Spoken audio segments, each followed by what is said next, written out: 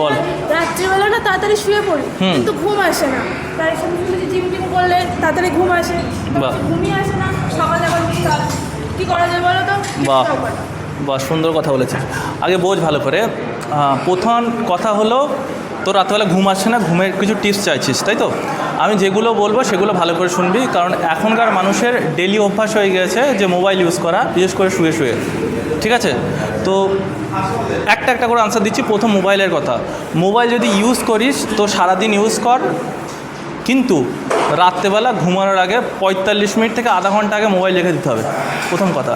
এবার তুই কীভাবে রাখবি? তোর দেখা গেলো মোবাইল তোর ইউজ করা প্রয়োজন অফিসিয়াল কাজের ক্ষেত্রে, তখন লাইট জ্বলবে। তোর দেখা গেলো ডিনার করলি, তো লাইট জ্বলবে, বসে বসে মোবাইল ইউজ করবি। ঠিক আছে, বসে বসে মোবাইল ইউজ করবি। মাথা যদি বেডে পড়ে, মানে বালিশে মাথা যদি পড়ে, তাহলে মোবাইলে উল্টো হয়ে পড়ে থাকবে। বলতে পারলাম? মোবাইলে উল্টো করে রেখে দিবি, লাইটও বন্ধ হয়ে যাবে। তাহলে একটা হলো যে 30 থেকে 35 মিনিট আগে মোবাইল রেখে দিবি। 2 নম্বর কথা হলো, যে ঘরে ঘুমাবি সেই ঘরটা যেন অবশ্য ডার্ক হয়। ঠিক আছে।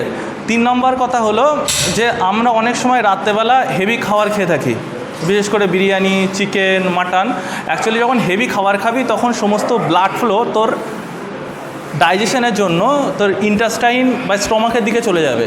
তখন ব্লাড ফ্লো অতিরিক্ত যাবে বলে তোর ব্রেন তখন ঘুমাতে পারবে না, কারণ ব্রেন বলতে চাইছে যে আমার কাজ তো ওকে ডাইজেস্ট করা, তো আমি যদি ঘুমিয়ে পড়ি, তো আমি যদি ইনঅ্যাক্টিভ থাকি ডাইজেস্ট করতে পারবো না। তাহলে রাত্রেবেলা লাইট খাওয়ার চেষ্টা করবি।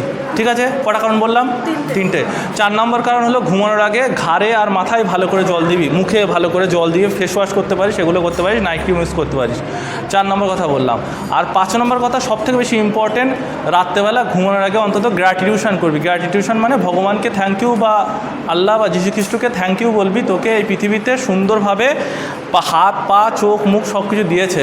কারণ তুই রাত্রেবেলা ঘুমানোর আগে অনেক কিছু টেনশান করিস, যে আমার কালকে কী হবে, পশু কী হবে, ফিউচারের কথা বেশি ভেবে ফেলিস, কিংবা পাস্টের কথা বেশি নিয়ে আসিস।